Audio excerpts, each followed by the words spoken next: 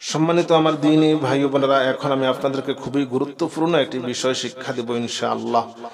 এখানে যেই একটি তা দেখতে পাচ্ছেন, এটার নাম হলো গোলতা। এটার নাম হলো কি? গোলতা। আরবি পড়ার সময় গোলতার উপরে যদি কেউ থামে তাহলে গোলতা হা হয়ে যায়। আরবি পড়ার সময় গোলতার উপরে থামলে গোলতা হা হয়ে যায়। এই গোলতা পড়ার নিয়মটি এখন আমি আপনাদেরকে শিক্ষা দেব ইনশাআল্লাহ। ঠিক আছে? মিম হামজা পেশ মু, মিমের উপর একটি তাসদিদ দেওয়া হয়েছে। এই পাশে যদি কোনো হরফ থাকে তাহলে সেই হরফের সাথে মিলাইয়া পড়ার জন্য মিম হামজা পেশ মু, সদ জবর স, দাল জবর দা, মু সদা, তা দুই পেশতুন, মু সদা তুন, থামলে হবে মু সদা। এটা হা হয়ে যাবে। আরবি পড়ার সময় কোনো হরফে থামতে চাইলে সেই হরফে মনে মনে জজম দিয়ে থামতে হয়। সেই হরফে জবর জের পেজ, দুই জবর দুই জের দুই পেজ যাই থাকুক সব বাদ হয়ে যাবে। সেই হরফে মনে মনে একটি জজম দিতে হবে। তাই আমরা এই তাকে হা বানিয়ে ফেলছি এবং হার উপরে মনে মনে একটি জজম দিয়ে ফেলেছি। তাহলে হার উপরে মনে মনে জজম থাকলে এই দাল এই হা কে ধরবে, দাল হা জবর দাহ। ঠিক আছে?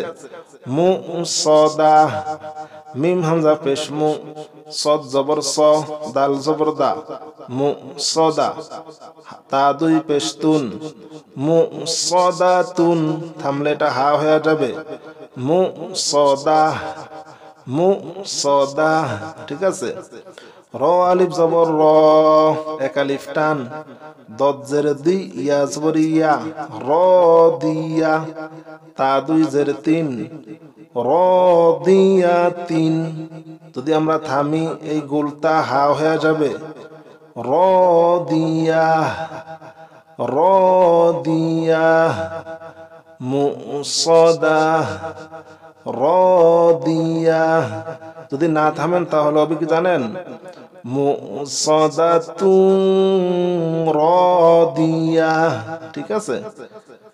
প্রিয় ভাই বোনেরা, এখন আমি আপনাদেরকে সূরা ইনফিতরের ৬ নম্বর আয়াত শিক্ষা দেব ইনশাআল্লাহ। আমরা কায়দা শেষ করে কোরআন মাজিদ পর্যন্ত চলে এসেছি। ছোট ছোট কিছু আয়াত শিক্ষা দিয়ে আমরা সূরাতুল ফাতিহার সবক নিব ইনশাআল্লাহ। ইয়া আইয়ুহাল ইনসানু মা গররাকা বিরব্বিকাল কারীম।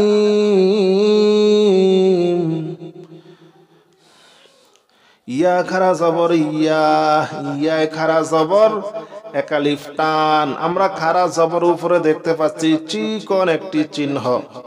চিকন এমন চিহ্ন যদি দেখেন তাহলে এক আলিফের জায়গায় ৩ আলিফ টান দিয়ে পড়বেন। আমরা জানি খারা জবর খারাজের উল্টা পেশ, জবরের বাম পাশে খালি আলিফ, জেরের বাম পাশে যজমালা ইয়া, পেশের বাম পাশে যজমালা ওয়াও। এগুলা থাকলে এক আলিফ করে টান দিয়ে পড়তে হয়। আমরা এখানে ইয়ার উপরে একটি খারা জবর দেখতে পাচ্ছি, তার উপরে চিকন একটি চিহ্ন দেখতে পাচ্ছি। তাই আমরা এখানে এক আলিফের জায়গায় ৩ আলিফ টান দিয়ে পড়বো। ঠিক আছে? ইয়া খারা জবর ইয়া,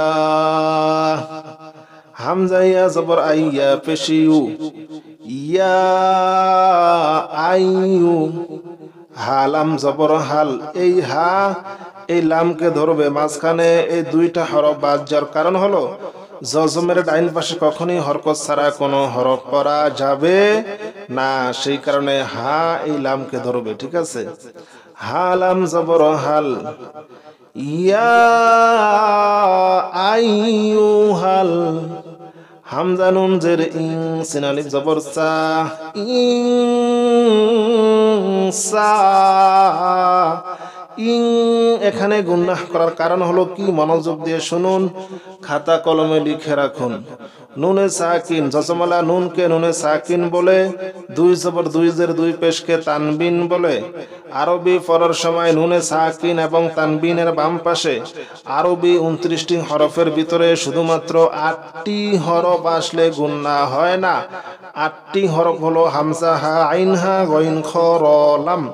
আবারও বলতেছি নুনে সাকিন এবং তানবিনের বাম পাশে আরবি 29টি হরফের ভিতরে শুধুমাত্র 8টি হরফ আসলে গুণনা হয় না।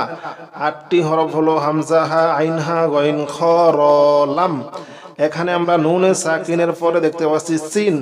সিন কিন্তু আমাদের 8 হরফের ভিতরে নাই, তার মানে এখানে গুণনা ছাড়া যাবে না। সেই কারণে আমি সানু ইং, সেই কারণে আমি গুণনা করেছি। ঠিক আছে, হামজা নুন জেরে ইং, সিন আলিফ জবর সা, এক আলিফ টান, নুন পেশ নু, ইনসানু, ইয়া আইয়ুহাল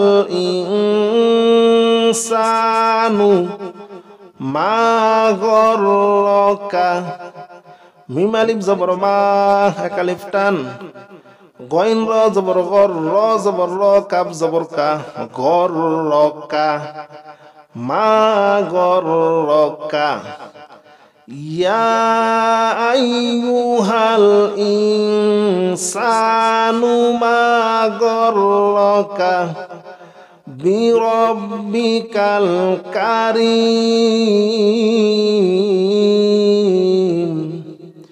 বাজের বি, র বা জবর রব্বি, রব বাজের বি, কামলাম কাফলাম জবর কাল, বিরব্বিকাল।